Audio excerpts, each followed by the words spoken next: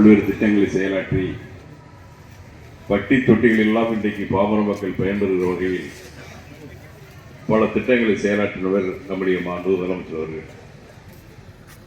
இன்னும் பல்வேறு திட்டங்களை இன்னும் நிறைவான இருக்கிற காலத்தில் பல அறிவிப்புகளை அறிவிப்பதற்கு தயாராக இருக்கிறது இந்த அரசு என்பதை நான் சுட்டிக்காட்ட கடமைப்பட்டுள்ளேன்.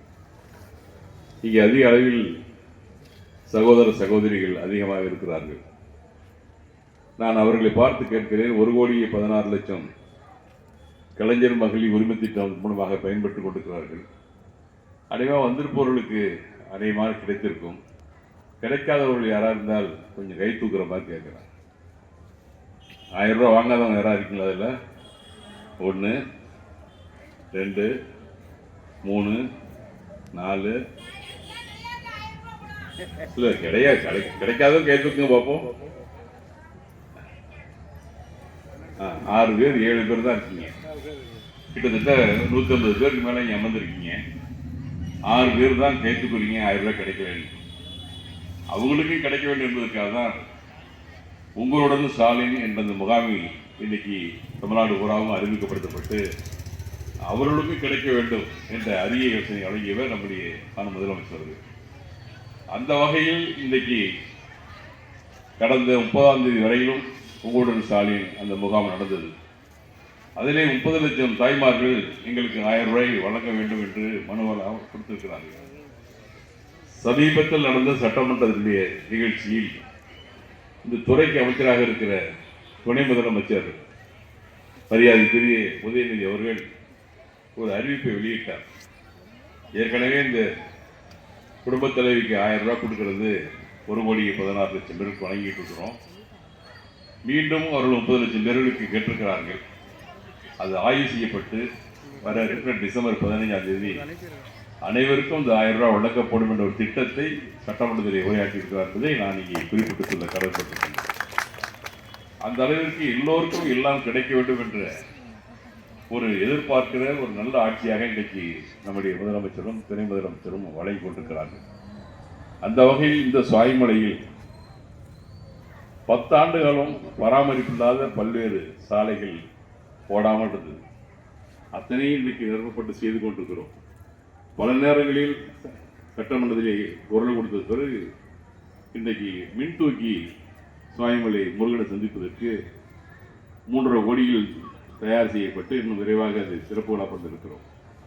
ஏனென்று சொன்னால் அதற்கு மீறி மிஞ்சி வைப்பதற்கான இடம் இல்லை, போதுமான தூரம் இல்லாத காரணத்தினால் மின்தூக்கியாக வைக்கப்பட்டு அது நேராக சாமிக்கு தரிசனம் பண்ணுவதற்கான நிலையை உருவாக்குவதற்கு இன்னும் 1 மாதங்களில் அது முடியும் என்று கருதுகிறேன். ஆன்மீகத்துக்கு எதிராக இருக்கிற திராவிட முன்னேற்றங்கள் சொல்லக்கூடிய சிலருக்கு எங்கு பார்த்தாலும் ஆன்மீகத்துக்கான பணிகள் அத்தனையும் செய்திருக்கிறது இந்த அரசு தான். இந்த 4 ஆண்டு காலத்தில் கிட்டத்தட்ட 4000 கோயிலுக்கு மேல் குடமுழுக்க செய்திருக்கிற ஒரு நல்ல அரசு திராவிட முன்னேற்ற கழக அரசு என்பதை நாம் மறந்துவிட முடியாது. சிலர் விமர்சிக்கலாம், நம்மை பிடிக்காதவர்கள் எது செய்தாலும் அதை ஏற்றுக்கொள்ள மாட்டார்கள்.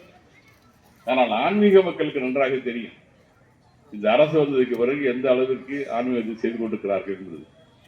சட்டமன்றத்திலே நான் அறநிலைத்துறை அமைச்சரிடம் வாதாடி நம்முடைய இந்த பகுதியில் தொகுதிகளுக்கு மட்டும் சுமார் 150 கோடி ரூபாய் நிதியை இன்றைக்கு வாங்கப்பட்டு பல பணிகள் செய்து கொண்டிருக்கிறோம்.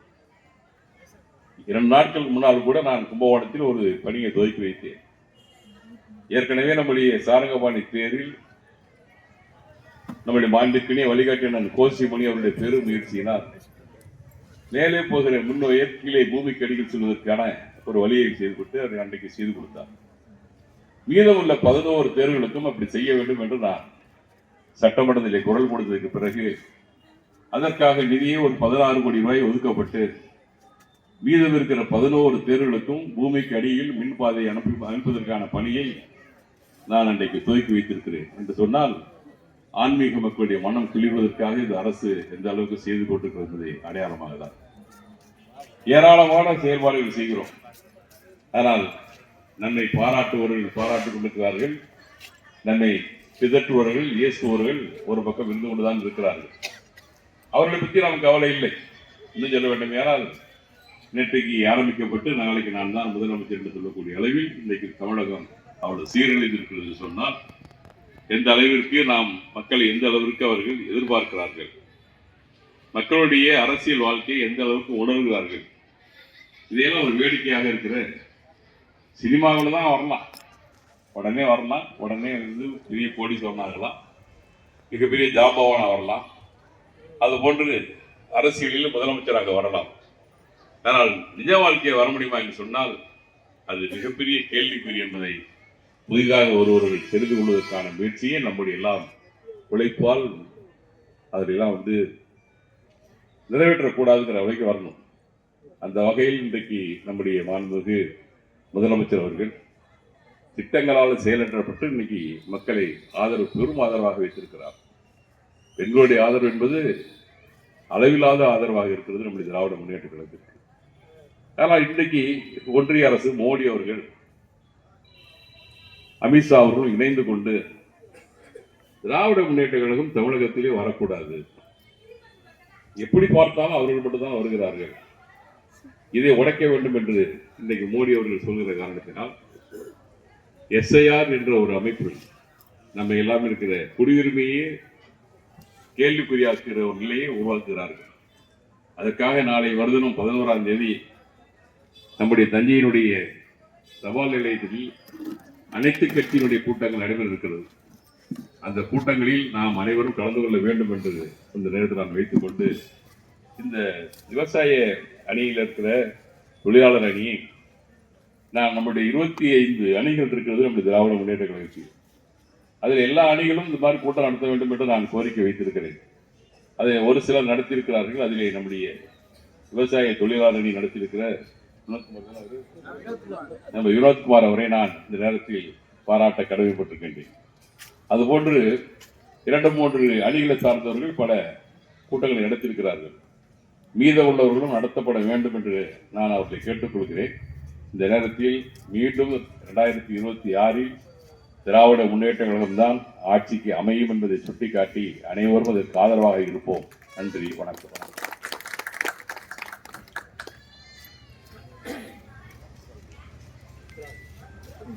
தலைமை கழக பேச்சாளர் இலக்கிய அணி மாநில துணை செயலாளர் அண்ணன் ஆடுதுறை மு. உத்ராபதி அவர்கள்.